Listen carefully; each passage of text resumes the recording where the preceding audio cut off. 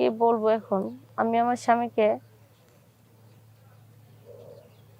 হারাইছি, অনেক কষ্টের কথা। পরে একদিন আমার স্বামী ওকে দেখে ফেলে।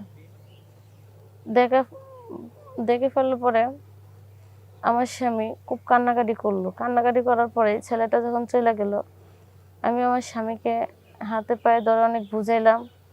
আমার স্বামী বলল যে, "তোমাকে আমি কিসের অভাব দিলাম? মাস শেষ হলে ৫০-৬০ হাজার টাকা বেতন পাই। পুরাটা টাকা এনে তোমার হাতে তুলে দিই।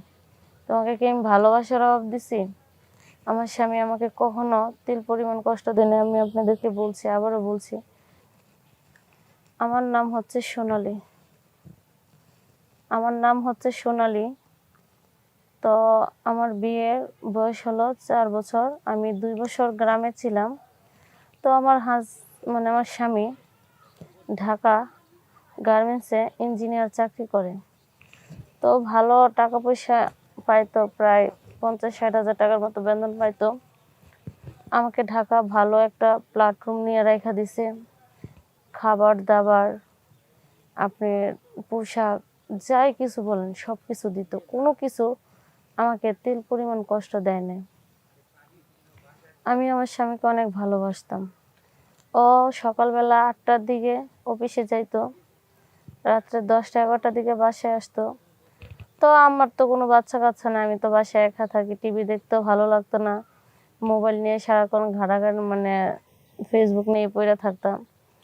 এভাবে হঠাৎ করে একদিন একটা ফেসবুকে একটা ছেলের সাথে আমার অ্যাড হয়। তো কথা বলতে বলতে মনে করেন যে ভালো সম্পর্ক হয়ে গেছে। তো সেটা আমার স্বামী জানতে পারে না। আমি যখন ছেলের সাথে কথা বলি, আমার স্বামী ফোন দিয়ে অনেক সময় আমাকে ব্যস্ত পায়। যে জিজ্ঞেস করে যে, "তুমি এখন ইদানিং এত কথা কার সাথে বলো?" আমি আমার স্বামীকে মিথ্যা কথা বলছি যে, "না, আমি কারোর সাথে কথা বলি না। আমার বান্ধবী ফোন দিছিল, আমার এই ফোন", এরকম মিথ্যা কথা অজুহাত দিয়ে পাঠায় দিতাম। তো একসময় আমি আস্তে আস্তে এই ছেলেটাকে আমার বাসায় আনি। আনতে আনতে মনে করেন ওর সাথে আমার পরকীয়া হয়ে যায়। অনেক কিছু হয়ে যায় এই ছেলেটার সাথে। তো আমার স্বামী তখন বুঝে না। তো মনে করেন আমি আমার স্বামীর সাথেও সংসার করতেছি, এই ছেলের সাথে মনে করেন চুটিয়ে প্রেম করতেছি। দুনো দিক দিয়ে মজা নিচ্ছি। কিন্তু আমি যে সেটা কেন এরকম করলাম আমি নিজেও জানি না। আমার স্বামী আমাকে খুব ভালোবাসতো। সব দিক দিয়ে আমাকে সুখী রাখছিল। তো আমি কি বলবো এখন? আমি আমার স্বামীকে হারাইছি, অনেক কষ্টের কথা। পরে একদিন আমার স্বামী ওকে দেখে ফেলে।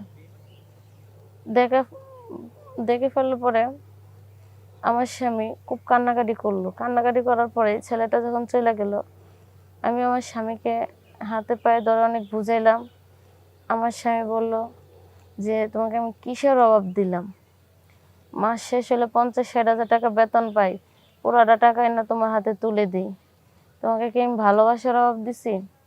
আমার স্বামী আমাকে কখনো তিল পরিমাণ কষ্ট দেয় নাই। আমি আপনাদেরকে বলছি, আবারও বলছি। আমার স্বামী আমাকে প্রচণ্ড ভালোবাসতো। অনেক আদর করতো, সব জিনিসপাতি দিত। আমি যখন যেটা চাইতাম সেটাই দিত। আমাকে কোনো সময় যে বলে না যে, "তুমি আমার কাছে কেন এত চাহিদা, এত এত চাইবা কেন?" আমার জামাই কখনো না করে নাই। তারপরে আমি রাত্রেবেলা অনেক করার পরে আমার স্বামী আমার কথা শুনেই না। ভুল তো আমি করছি না, শোনারই কথা। তো আমার স্বামী আমাকে বলতেছে কি যে, "তুমি যে পাশের রুমে শোও, আমার সাথে শুইবা না?" তো আমি ভাবছি যে আচ্ছা রাগ করছে, তো যাই, তাহলে রাগ তো পড়তেই পারে। তো আমি রুমে চলে গেছি। আমার স্বামী দরজার ভিতর থেকে লাগাই দিছে। লাগাই দিয়া বেল দিয়া গলায় ফাঁসি দিছে ফ্যানের সাথে। আমি এই রুম থেকে শব্দ পায়ে দৌড়ে ছুটে আসি আমার স্বামীকে বাঁচানোর জন্য। কিন্তু দুঃখের বিষয় আমি আমার স্বামীকে বাঁচাতে পারি নাই।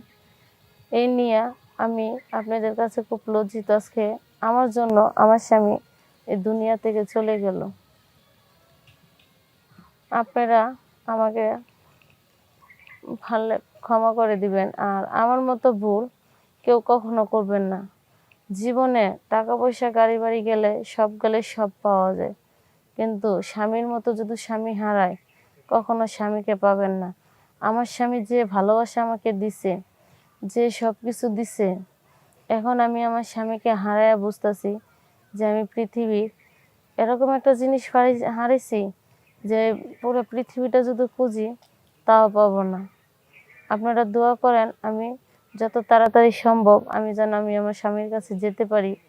আমি এই দুনিয়া আমার স্বামীর কাছে মাপ পাইনি, আমি যাতে এই দুনিয়া যাই আমার স্বামীর কাছে আমি মাপ চাইতে পারি, আর আমার স্বামী যাতে মাপ করে দেয়। আপনাদের কাছে এটাই অনুরোধ। আর আমার স্বামীর জন্য আপনারা সবাই দোয়া করবেন, ও যেন বেহেশতে যায়। কারণ ভুল ও করে নাই, ভুল করছি আমি। ওর পাপের শাস্তি সব যাতে আল্লাহ আমারে দেয়। কারণ আমাকে আমি যদি ওর ভালোবাসার মর্যাদাটা রাখতাম, বিশ্বাসটা রাখতাম, তাহলে আজকে ও মরতো না। কারণ এই গুনাহগারের ভাগী একমাত্র আমি, ও না। ওর জায়গায় যদি আমি থাকতাম আমিও তাই করতাম।